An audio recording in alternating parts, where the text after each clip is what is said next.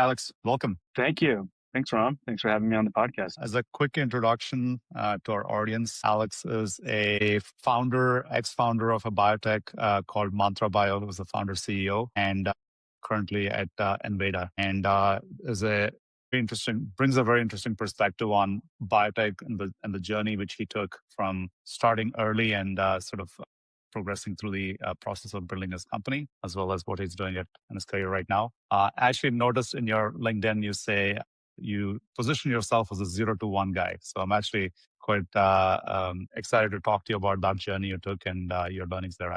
Yeah. Excited to talk about it. All right. So I think we should start with maybe your journey into the biotech space itself, right? Clearly, you've gone through the ideation and let's go found a company, let's raise some capital. So that whole very early stage of the process. Could you tell us about what was that like, and how did you end up there? Yeah. It was a bit circuitous, I would say. I didn't plan to go into drug development, after postgraduate education, but effectively, my first company, which I was on the founding team on, was developing a liver organoid drug ADME tox platform. Organoids were starting to get a lot of excitement today. This is a company called CellAsic, which we had co-founded in 2025. Sorry, 2005, 20 years ago. Geez. So this was a long journey before organoids sort of hit the mainstream, but effectively, the platform that we were building was a way to evaluate drug toxicity within artificial liver organoids. And the way those are constructed were, instead of running your typical tox studies in animals, and actually running them in fully formed organoids that were developed from human cells. And in that process, I actually got a very keen view into the drug development process. Although on that side, I was not the drug developer, nor the one creating the NCEs or what have you. It was mostly creating platforms as well as research tools in order to enable drug development. And so through that journey, worked with a lot of different companies, pharma and biotech, on how to identify various tox signatures and the like. That company ended up getting acquired by EMD Millipore and Merck KGaA. And then I was sort of on the inside the umbrella of a very large pharma, Merck KGaA, and basically started to continue to build platforms in that journey, and started to get really excited about the potential for platforms that could develop drugs. And from that experience, as well as a few others, came around to starting my second company, which was Mantra Bio, a exosome therapeutics company.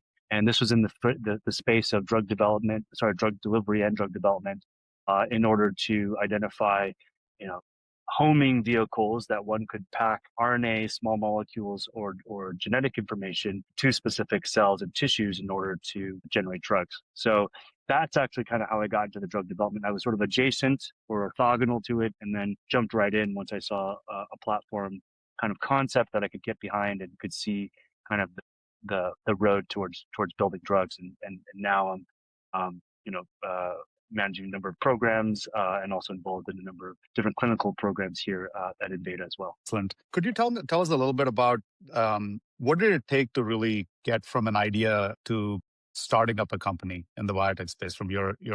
Yeah. Well, each journey was different, but I'll focus on Mantra. Our thesis was that exosomes are a nature's effectively drug delivery vehicle, or you could say nature's communicator, right? Cells secrete vesicles, almost like nanoparticles, very abundantly, and use those to actually transfer material information, proteins, etc. And our idea was, can you use cell engineering techniques, state-of-the-art cell engineering techniques, as well as AI, to basically build the perfect engineered drug delivery vehicle? And so this is a step towards a new modality, which is a very humbling process, especially in therapeutics. We hear about small molecules, oral tablets. We think injectables, like monoclonal antibodies. Those technologies are quite mature. But when we're thinking about gene therapies, cell therapies, exosomes included, you really have to reinvent every little piece of drug development from, how you manufacture it, what are the analytical assays, what's the PK assay, what's the tox, that you can run, because all the interactions with kind of the biological space is a little different. And, at Mantra, I think our biggest challenge was building all of that scaffolding for us to actually make a drug that we could give to patients, right?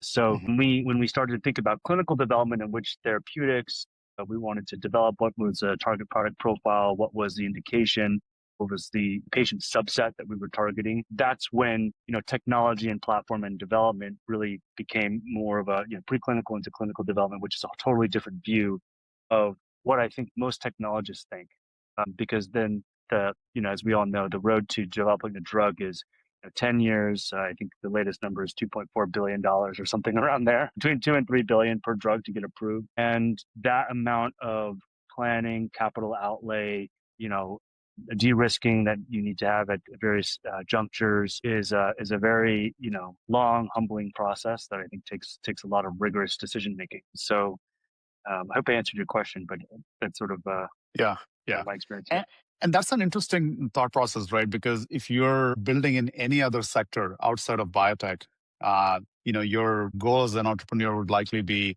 how soon can I get to some kind of a profitability or some kind of a valuation which will let you sort of stay alive default. And I Yep. think what you just said about taking a 10 to 12-year journey and valuing it in some manner early on and potentially signing up to raise about $2.5 billion. If that's what it costs, that's probably what it takes to kind of get through all the way, right? Now, of course, there's inflection points where you get value and you get the opportunity to get acquired and things like that. But Right. I am curious, in the really early parts of your fundraising journey, how do you sort of go about and say, this is the value of this asset or this idea I have? And I know since you mentioned it's a exome-based technology, is it more of it's not a specific drug for a specific therapeutic area, right? This is more of a delivery mechanism or a platform to potentially help, make other drugs better through the new modality. Is that right? Yeah, our vision and mantra was to build a platform which would then develop drugs from the technology of that platform. So in particular, one example is we were quite interested in ophthalmology and specifically targeting the retina. And so we did a lot of research and development around exosomes that could be targeted towards retinal cells, RP specifically. And the idea there was not that we would just generate one retina drug from that, but that we could generate many, right? Anchor them with different proteins, anchor them with different, cargo payloads. We really needed to build both the pipeline and the platform at the same time, which is a really, I think a arduous effort, very different than a single asset, drug play where quite focused on just generating one asset. The investment, the capex that you need to generate the platform, which includes manufacturing and pipeline, is you have to think about it as kind of competing costs. Okay. And again, going back to the way you value and how do you sort of like get started, what are some of the factors which maybe your initial investors took into account when they were saying, okay, this is a bet we need to make, right? Yeah. Well, so drug delivery has been a holy grail area for decades. There's been a lot of interest in different drug delivery vehicles such as LNPs, lipid nanoparticles, AAVs that we all hear about, other modalities as well. You could throw ADCs into there as a form of drug delivery as well. And what we were trying to basically stand up was a completely new nature-inspired drug delivery platform. These are vesicles that forms a communication layer that exists abundantly, as I said, across cells and tissues. And can we just identify those sort of routes, so to speak, and then use engineering in order to build on top of them and exploit those routes? When we kind of began our early pitches with investors, it was really focused around this point. Can we generate basically a additional opportunity based on trying to solve this holy grail drug delivery?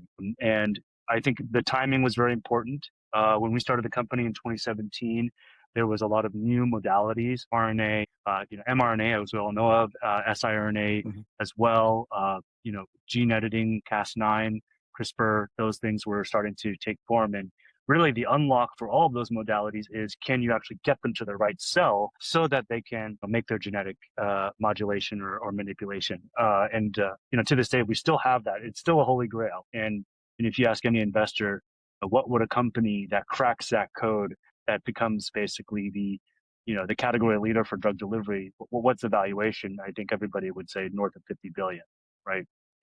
So it's a really hard problem to get the right drug to the right place for the right patient. Even saying the word hard is a massive, massive understatement. And I think that's sort of how we try to attribute value, is showing that each inflection we had on the technology development actually led to a completely new unlocking capability that would be very unique for the company and be a value driver. And because you sort of are talking about how there's a capability to do a lot, right? This is a platform company. You have different therapeutic strategies. I am curious, from a capital allocation perspective, does that mean then you say, well, I have this technology which could potentially be used to drug various different targets, Mhm. and I will go after a certain route? And I'm just curious, like, how do you pick that route? Why RP versus something in oncology, right? So, and what are the decision-making paths which you probably took before you said, okay, this is where we need to go, or we should go? Yeah, that's an excellent question and very involved, I think, in terms of the answer, and still one where Nothing's I'm easy, pinning yeah. down an answer. But I think there are, three prevailing winds, let's say. One is obviously biological and science. Where does the biology guide you towards? The tissue example of the eye, we did a lot of experiments to understand where we could actually see an outsized distribution through different administration routes.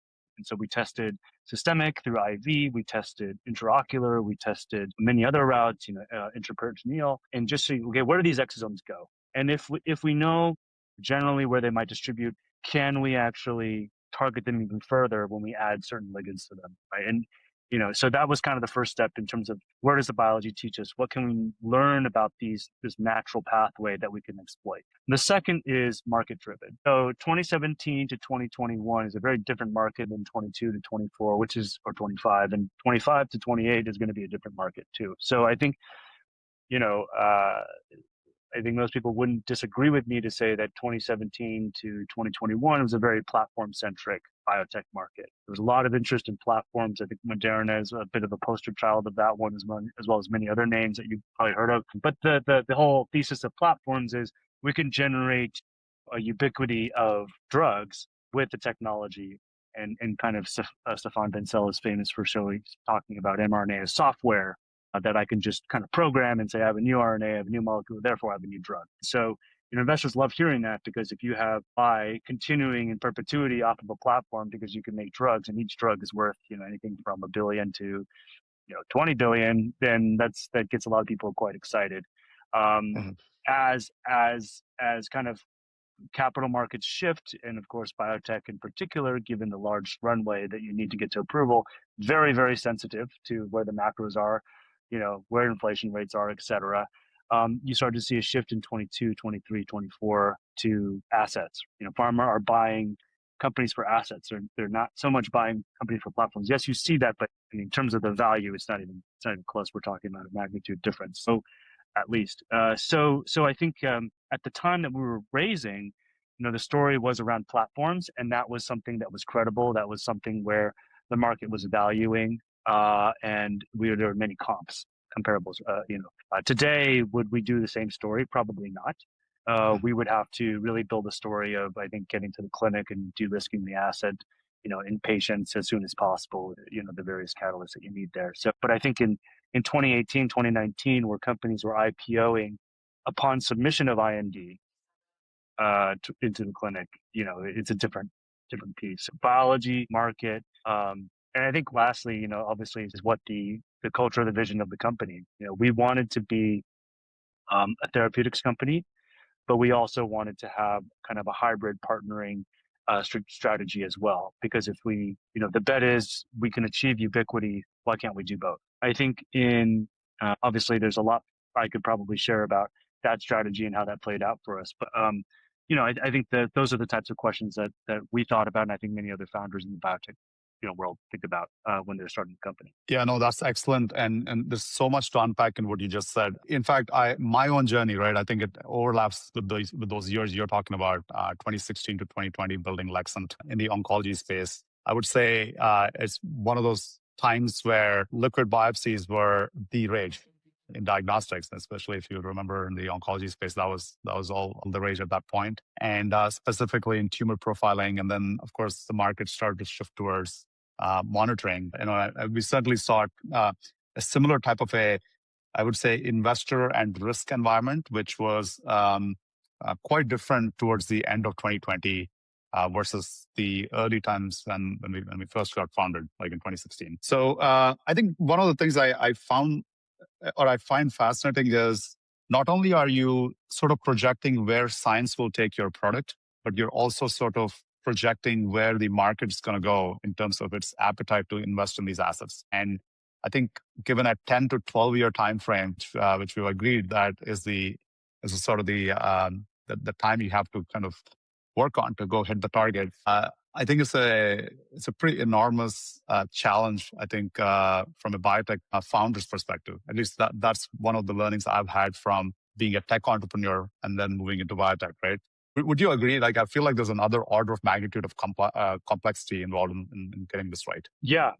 I think it's building a drug and getting it through the clinical trials, and getting it approved is one of the most difficult things one could aspire to do. Yeah, The but at the level same of time, really impactful, right? I mean, I think it's yeah probably one of the most impactful things one could also do. I yeah feel.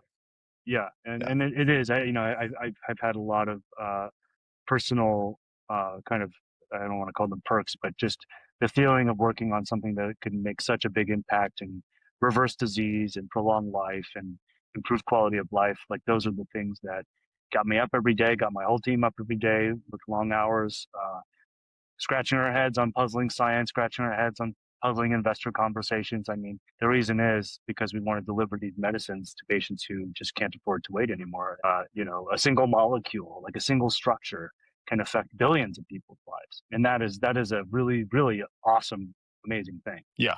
And I think one of the really interesting comments you made is 2017 to 21 is a very different market to 25 and beyond, right? And, if you sort of look around and read the news, and there's so much excitement around, especially AI-driven tooling, AI-driven techniques, models, which can do better drug discovery or optimizations. Or so what's sort of, given that you've done this pre-AI, I would say, or at least the maturity of AI. What's your view right now? Like, I mean, Pre actual AI, but we still called it pre-actual AI. AI, yeah, but Pre LLMs. yeah, LLMs. That's right. Yeah, or rather, like, you know, I think the one way I look at it is there's like trillions of dollars going into building AI and AI infrastructure. There's sort of like a wave which is rising all boats, sort of a situation going on. But I am curious, like, given that you've had this perspective from the pre-era, what does it look like right now? What are you excited about in terms of like what's happening right now? What are the type of companies which you think are going to be the next big leaders in the space, right? Yeah, yeah. I mean, I think there is, as you know, an infusion and distribution of AI all over. Intelligence is entering every nook and cranny. We're still figuring out, I think, the first iteration of applications. And I would say that from a drug discovery perspective, I mean, we all hear about AlphaFold 2, AlphaFold 3, all these other models coming out. I mean, the pace of development on the biological foundation model, the biology foundational models, is also incredibly fast, right? It may be not as fast as OpenAI and Gemini and which seems to be every 2 weeks or something. There's a new Yeah, development, transformational development, but it's at a clip that's quarterly, and I think that is bringing just a democratization, deprecation of costs for running certain studies. And a lot of science is, how do you build conviction, right? Like anything else, how do you build conviction? And if you can build conviction through in silico modeling that you can begin to trust more and more and more and more, yeah, I mean, things are going to really speed up. But that doesn't, solve the clinical trial aspect, which is where the valuations really step up. I mean, we think about biotech in terms of stair-step valuations. It's all really both based on meaningful clinical catalysts. You know, if you look at evaluation, I'll just take an example. If you look at companies who report a phase 1A safety, that valuation between the phase 1A and a phase 2 can be literally 20x. And I think it's, you know, so you need to demonstrate you have mechanism, concept in the clinic, that you're doing it in actual patients. You know, just getting to the clinic, which may take a long time, especially in a new modality, you know, that I was familiar with, like exosomes or gene therapy, that's really just the third inning, I think, of the game. And we definitely need the you know, technology acceleration, just what Tilda's doing in the other six innings, right, to get to approval. And you know, one of the things that I'll say is that it's not just running your ClinOps efficiently that makes or breaks the company. Obviously, that's very important. Your ClinDev strategy, ClinOps strategy tied together, very important.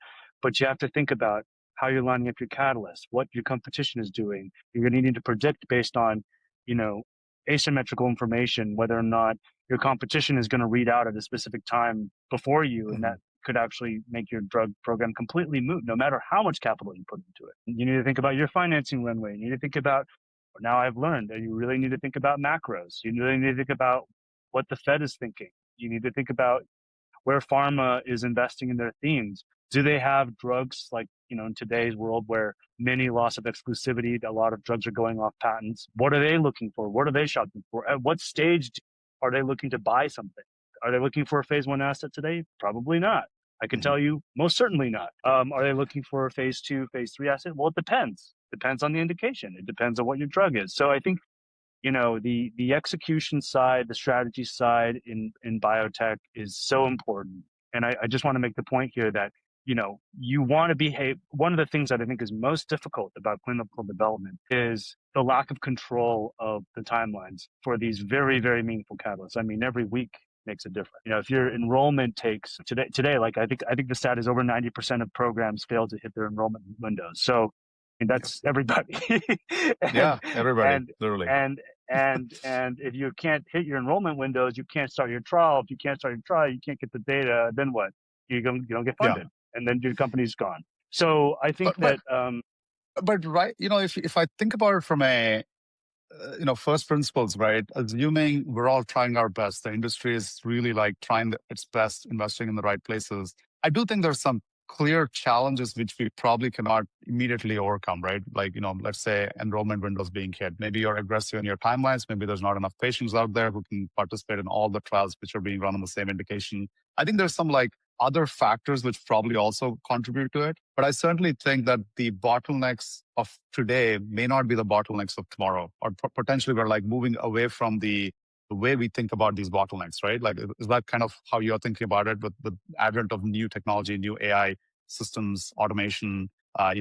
We call them AI teammates, but in general, yeah, I think you're sort of seeing a shift in your bottleneck analysis or where you think those bottlenecks are, right? right. And you know, obviously, for any technology deployment, they first go to the bottlenecks, right? And so, as those affect the bottlenecks and modulate them, we have new bottlenecks, or, you know, things that get kinked down the line, for, you know, in other arenas. So yeah, I would agree with that 100%. So recently, I'm not sure if you're following this discussion thread. Lots of chatter about how there's an output gap. There's all this progress around AI model intelligence. So like you said, there's a new model which is trying to compete with the state of the art. Every 2 weeks, you know, these big model frontier lab companies are like competing against each other. You could call it a massive arms race, right? But we're clearly not seeing there is an output gap, and there is a lack of diffusion of all that great intelligence, I would say, into a tangible form where you and I can actually see it meaningfully in our daily lives or in our daily careers and in the things we're trying to do, right? I think my perspective, or at least the question I'm trying to get to, is how do you think about that? And do you feel like, it's just around the corner? Are there reasons why that's not happening? Are those reasons going away? Like, do you have a perspective on where is this great amounts of technology and progress, at least on the model intelligence side? How is that coming into the space where we can actually see meaningful impact on some of these bottlenecks we're talking about? Because ultimately, Yeah. that's all that matters, right? Like from value creation perspective in biotech. Yeah. Yeah. I mean, I think for me personally and some of my colleagues that I work with day to day, I mean, we're utilizing tons of AI tools. I mean, like most people now, I think the first terminal I pull up is either GPT, Gemini, or Word Cloud or whatever to answer any Mhm. question I have, literally any personal or business, right? And the models are adding value. The progression of the models are adding value in all of those domains. But it's becoming a thought partner that is generating outputs that I can then utilize. And it is I think one example is just where slide deck making has gotten. It's just insane. in like a few months, it's just really crazy. Like I would never use it for that, and now it just makes the decks for me, and I only have to make a couple adjustments. What's your So favorite platform for that? I'm still exploratory. I can't nominate one yet. I don't feel like I've done Okay. enough research, but I mean they all do it now. But Yeah. Google seems to be doing quite well with some of the newest Yeah. advancements. I've stuck to Google, but I've tried Gamma and a couple others. I think Yeah, that's also an interesting close race. A lot of interesting new yeah. companies in that space too. Yeah, but there are unlocks that I like. I hear an update on LinkedIn or Twitter, and then I go implement it. And wow, it does that. It's literally if it doesn't do it today, then in a week I come back and sometimes it does it, right? Mhm. So I just to kind of get back to the question, I think that there are definitely value that is being driven by the current forms of AI tools and technologies, but are they the biggest value unlocks in therapeutics and biopharma and biotech? And I think no, they're not yet. There is, but we all see it coming, right? We all see it. There's a path there, and it's a matter of you know the right interface, the right kind of workflow, and to what level is it? How do you actually it's sort of like an automation curation question there. It's not just necessarily automation for Mhm. automation's sake, but it's sort of like where does it make sense to actually build these learning tools. So yeah, I mean, yeah, but I as someone who started a platform biotech company and ran into a major funding period that was very challenging to kind of fund multiple programs to the clinic and kind of had to settle on one.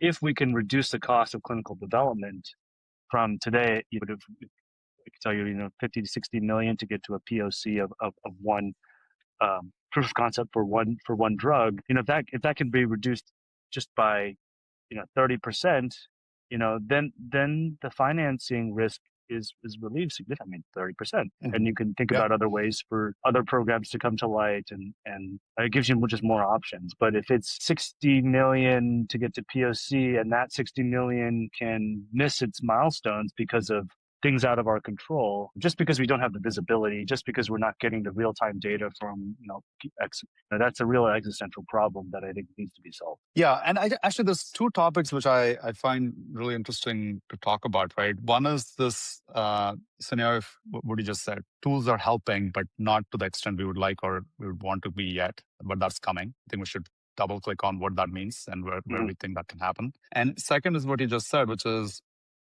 how do we kind of go from um, this like $60 million pipeline giving us certain risk rewards. And if we were able to increase or optimize that risk reward, what does the future look like? Because I do think the market's going to look really different once that happens. Both are sort of intertwined, right? Like the diffusion of all this power into some of these like bottlenecks will create a better ROI model. And I think that ultimately leads to a really different type of a biotech market is sort of how I see it. And I think my pattern matching here is what cloud computing did to startups. Mhm. Especially the risk reward involved in creating a startup in the tech space, which are like I'm talking about like a software as a service style company, right? Like a Mhm. typical company of that sort, and the amount of risk involved in basically just trying something. I mean, what does it take to build a meaningfully large business, and how does the ecosystem react when your risk reward sort of suddenly changes, and what does that mean to the whole the entire economic around that, right?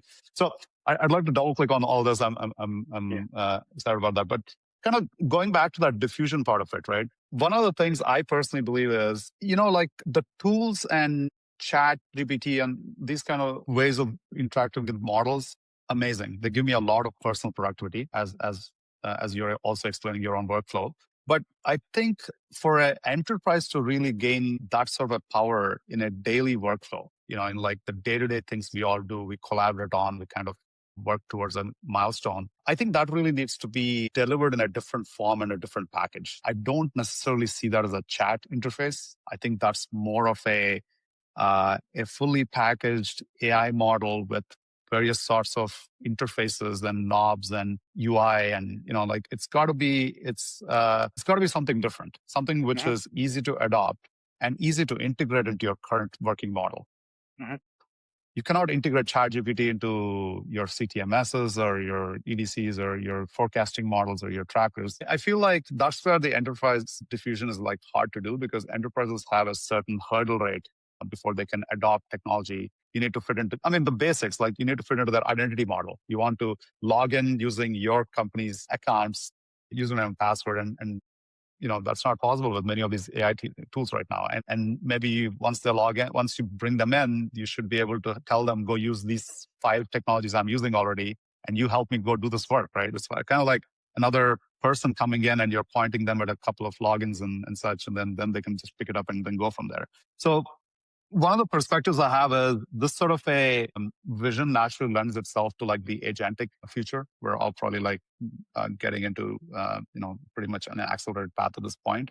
And I am excited to see where and how that impact will be, particularly because they solve for that, I think the output gap, that at least should be better than what it is today. So Yeah. I'm interested in your thoughts, right? Particularly since we're talking about clinical trials, like, do you agree? Do you have thoughts on like where that can happen? Where do you think the first set of impact will be? Yeah, totally. I mean, maybe I'll give a pedantic example. If you ever like worked with an IT of a company and someone, you know, you log in and then they take over your computer and fix your IT problem. Yeah. I mean, I think that's what we I need think I played that role multiple times with every family gathering, Alex. You might be talking Yeah, about me. yeah. You let someone take over your computer, whatever technology it was in the last few decades, VPN, whatever.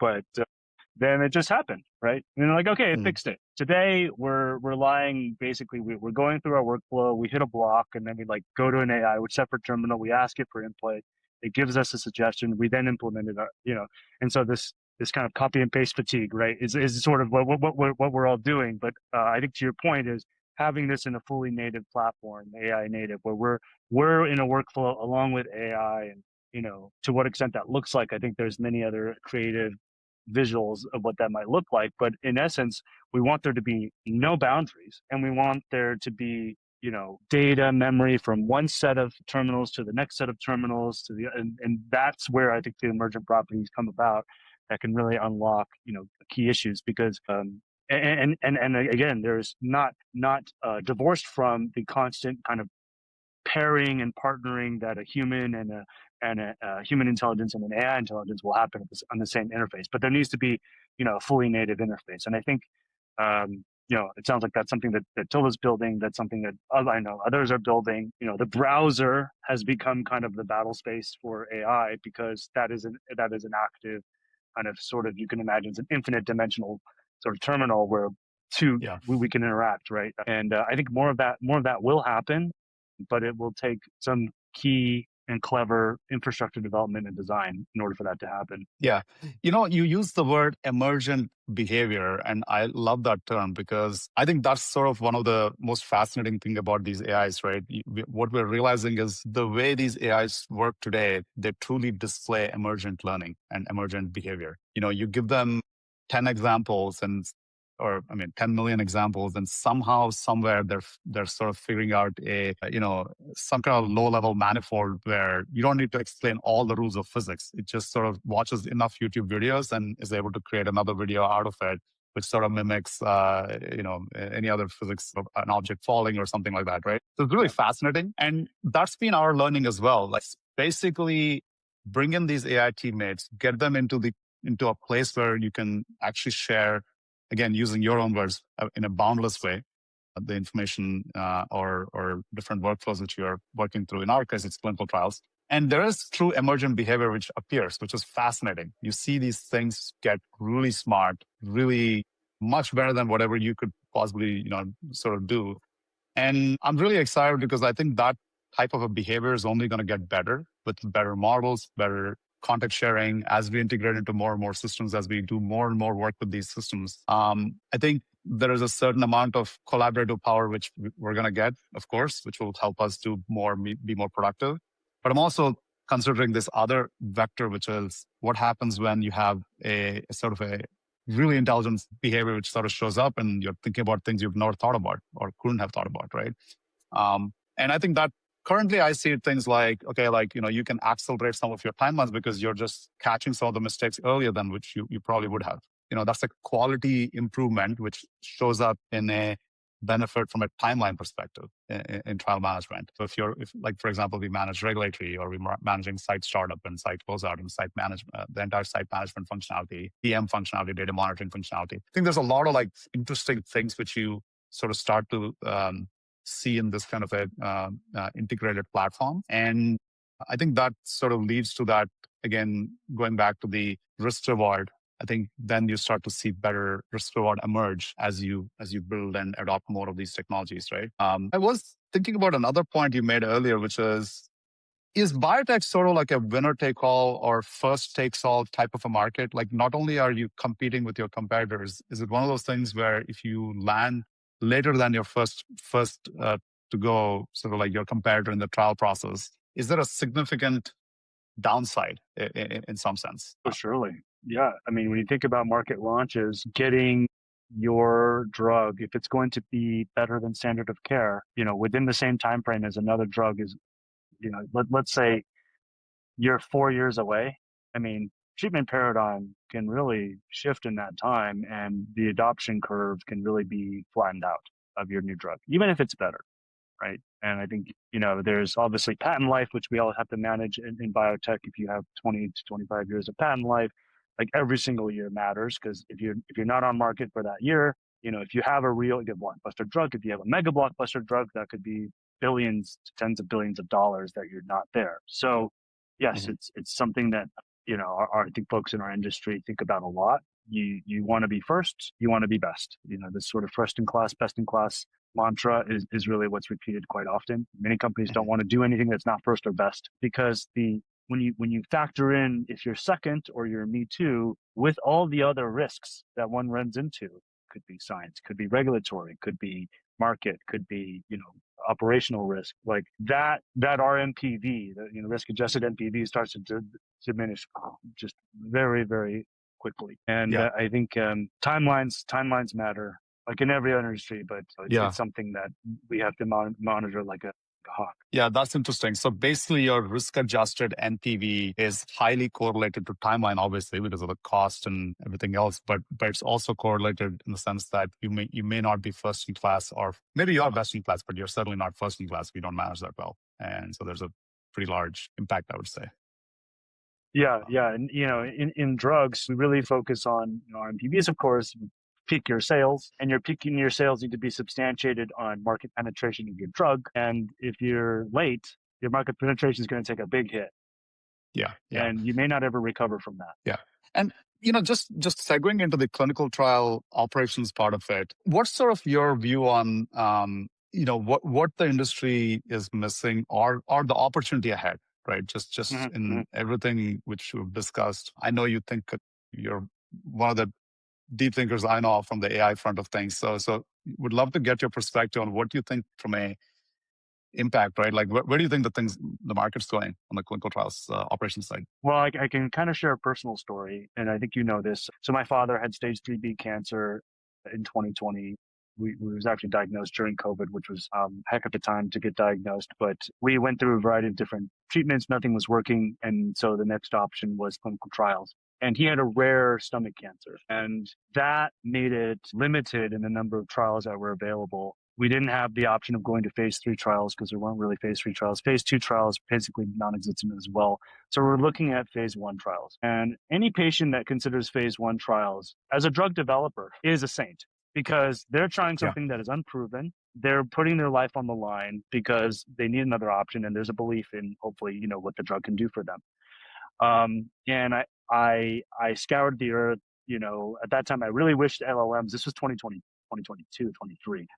The things I could do today with LLMs, would have made this a lot easier. But basically created, a dossier of 30 or so trials, manually emailed all the clinical trial investigators, the CRCs or what have you, to try to get involved, try to get in. And on my side, I had done all my reading on the inclusion exclusion criteria. I knew whether or not he was a candidate, and it was just a matter of getting through the gatekeeper to get screened, to get started on the trial and find the timing it goes. And I'll just share one example of that, which was we were working with a major academic medical center, very, very renowned academic medical center.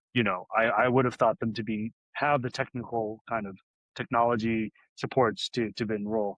We were going through an enrollment process with one of the trials that they had for my father. And the day before we were about to fly out to do the screening, so the appointment was the next day, they said, oh, okay, yeah, so then, once we do the screening, then we'll give him the drug, and they named the drug. And I said, that's not the drug.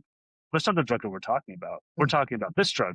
Here's the number of the clinical trial, NCT, blah, blah, blah, blah. And they said, that's not what I have you in here for.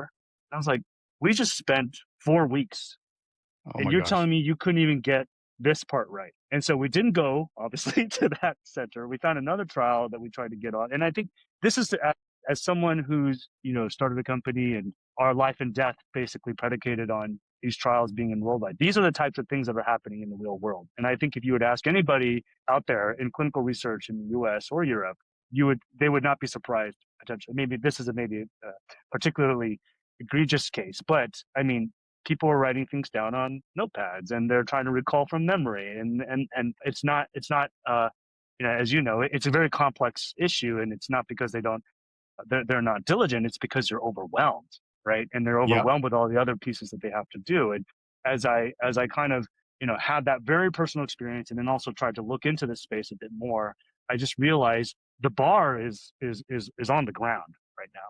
The bar, well, there is Yeah. no bar that's above the ground right now. And so we're raising the bar. Let's just raise it enough where we can't stomp on it anymore.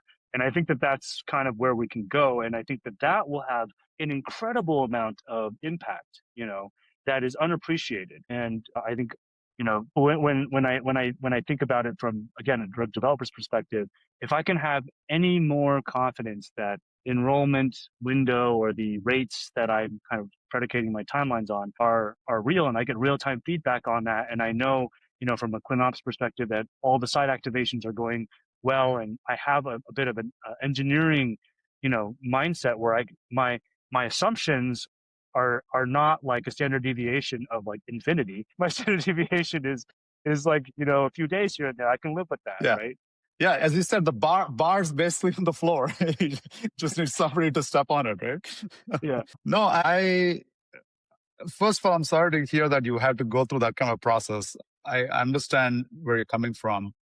One of the learnings I've had just interviewing sites over the years is the problem is just not at the site, right? It kind of goes all the way and broad and vertical, basically, because 100%. one Yeah. of the things one of the biggest complaints sites talk about during activation is I don't get the type of responses I would want from my sponsor or my CRA or whoever their ClinOps team is. And the answer, I mean, and then you go one level above and you ask them, like, how come? Like, why are we not able to approve a certain patient into a certain slot? Or why is the site not activated yet? They have 4 patients lined up. They're waiting to get into this thing. And it's just taking like months and months, right? To kind of get started. And, the reality is that they're overwhelmed too. They have too much to do. There's so much going on and things change. And, it's a tough job. It's a tough industry to work and really get stuff done this way. And that's one of the, also, like, I feel the benefits. And of course, the most exciting thing for me is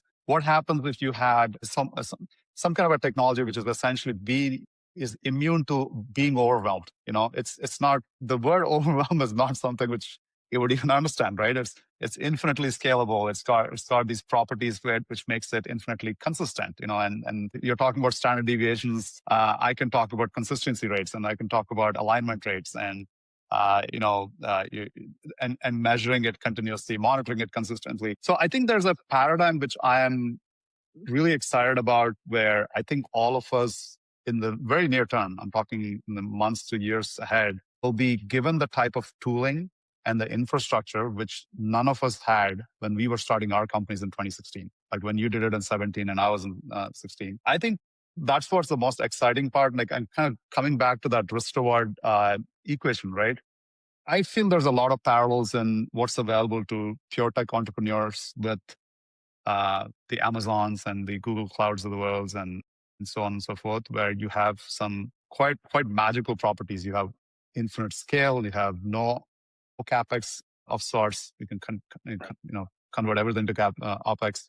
You have massive distribution. You have all these things which are like basically like taken for granted today by that whole industry, but that didn't exist just 20 years ago. That didn't exist, right? And I know it because I was one of the early guys at VMware where we were building the early like hypervisor technology and things like that, which eventually is what's having all this impact, I would say. So what I want to talk about, and I'm quite fascinated to hear your vision for this, assuming some infrastructure of that sort existed in the clinical operations space, and we're talking bandwidth and bottlenecks being an issue in the clinical operations, particularly clinical trial execution, right? What does that make the next generation of biotech companies? And it need not be the cohort starting today. It could be something which is starting 2 years from now, right? In 2027 or 9, whatever it might be.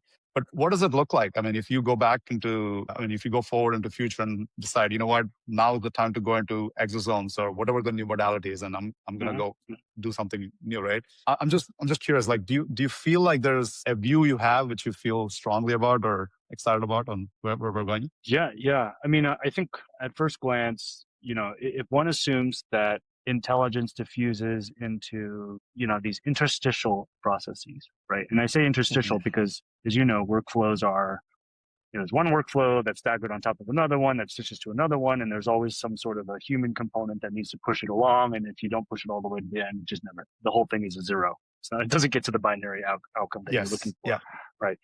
And I think that what intelligence offers us in the form of AI is this way to monitor that, report it, improve it autonomously. I think it can only be done through agents. I don't think that that's something, you always run into this. You throw software at the problem, more software, it'll just, I think, create more gaps, or at least the same gaps will continue, but maybe take on a different form. But this agentic autonomy, automation will, I believe, simply help stitch that fabric together and ensure that end to end is, achieving its goal. As we all know, these systems are goal oriented. It's very clear that they can achieve those in other domains, and I don't see why they can't do that here, right?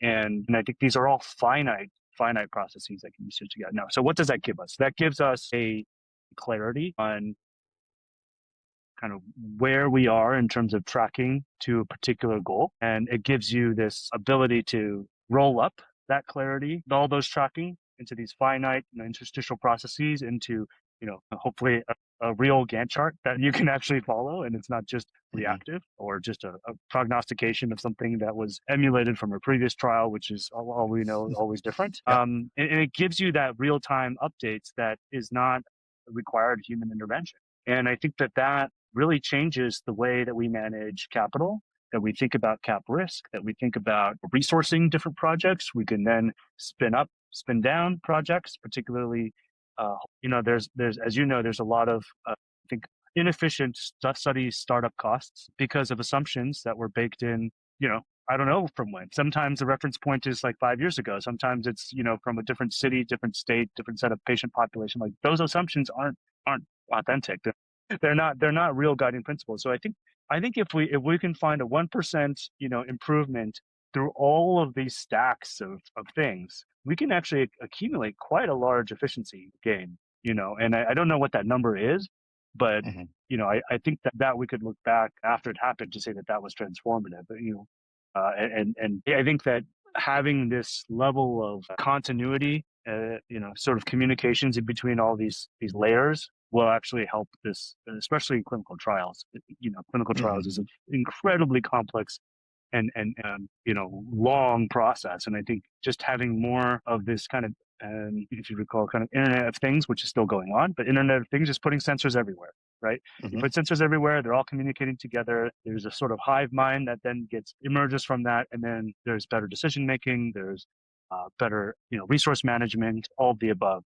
And I think that's sort of the vision that I would be seeing analogous to something that might be a fully, AI native agentic workflow that gets, you know, uh, uh, parallelized across many tech stacks. There's one point you made, which was about, I think the way I think about it is you have to close the loop. There's all these like industrial processes and so on and so forth. One of the things which I think is really key for us diffusing the technology into the right place is having an agent and have the capability and the design so that it can complete an entire process and close the loop. What I mean by that is in a 10-step process, if you just optimize the third and fourth step, you're not necessarily like removing the process altogether. You kind of have to like go end to end and like take the entire process out and make it something which an agent can quite easily do and perfectly do. But I think what's exciting is there's quite a bit of that you can already do in clinical trials because it just naturally lends for itself at the type of intelligence we have today in these models. And I think, I'm sure you're already following this, but 5.1 just came out. There's Mm-hmm. a whole new benchmark around workforce tasks now, right? Mm-hmm. And This is for 5.2 or 5.1? yeah, no, Oh, 5.2 is at 70%, and I think 5.1 is in 30s in that particular okay. benchmark. So there's a lot of focus on going after workforce tasks, knowledge-based tasks, and things like that. And we're gonna open up a new frontier altogether, which will be close to, close or even better than where humans can potentially perform. And so you can kind of see, right, even the frontier model companies, labs are going towards that sort of a improvement cycle right now. Now we've done a lot in chat, we've done a lot in video, image generation, task planning, task reasoning, all this kind of stuff. But I think now we're certainly going one composite level higher, which will be some of these knowledge-based tasks or workplace tasks and things like that. I think we'll all benefit from this, including Tilda, and I think that will lead to better diffusion because you just end up seeing a lot of tasks which are quite tied in can now be sort of stitched out and actually completed. Like the agents are quite smart enough to figure out how to do these things, even though they're kind of gnarly to like take apart and figure it out, right? The other thing I think you mentioned, which is about technology, a lot of tech gets added and new software gets put on and things like that. I have come to the view that the whole diffusion model for AI is probably not another software layer. And like it's not another set of new EDCs and so on and so forth. I think it's just one system of intelligence, as I call it. It's basically something which sits on top of all your existing stack on your software, right? And I think you have to do that because that way you don't need to replace anything which is already in the market. And you sort of add an intelligence on top of it. The way I rationalize that is if we were to bring in an additional human resource and they're trained on particular workflow, they're not bringing their own software. They're basically bringing their capability through their intelligence in their mind and hands and eyes and all this sensory, right? And then they're able to perform the task. And I think that's where I also am quite bullish on the whole agentic sort of solutions because that's exactly what you'd have to do, and you have to build the tooling to be able to do that. So that's just not the model itself, right? There's things outside of the model which you have to get right so that you can actually perform that work and then go do that. So pretty interesting. I have one last question on this. Assuming all of this happens, then we sort of end up in a world where maybe there is a set of AI teammates you can work with, and you can sort of start to run a lot of experiments. Where I'm going with this is I recently saw a statistic that like vibe coding platforms like Lovable or those similar kind, they're saying we're going to soon surpass in the near future 1 billion new applications being built every year. 1 billion, right? I mean, it's basically a prompt and then that develops an app at this point. I think anyone who has kids in even middle school nowadays seem to be seeing that where they're just like vibe coding these apps and building these interesting software applications, mobile apps, things like that.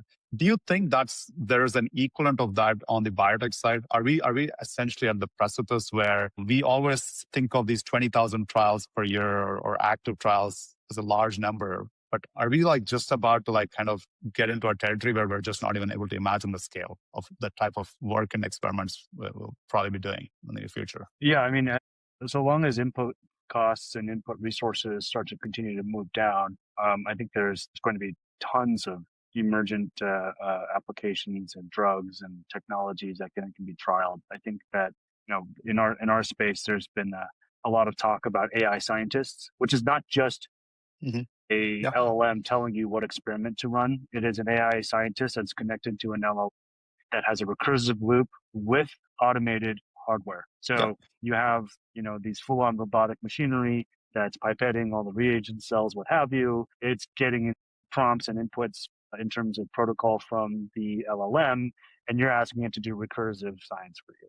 And I think there's Yeah. been a few papers recently. There's Cosmos is one that has talked about this, but this is where we're headed for sure. The level of automation is there. The programming is there. The integration capabilities are all there. The programming and such required. And I think that's really possible. Where I think I remember in 2016, 2017, 2018, there were these uh, folks that wanted to create kind of the Amazon cloud or Yeah. for Cloud uh, for labs for bio, like right? Emerald or I Yeah, think there's a few Emerald, others, right? Yeah. Transcriptic, and those were, excellent ideas at the time. And I think the technology stack just wasn't there. Today that they're there. And I think that Yeah. we will Yeah. see companies emerging doing that Yeah. already. And that, reduces the input costs, gets to a point where we can do tons more iteration and you don't have to be in China.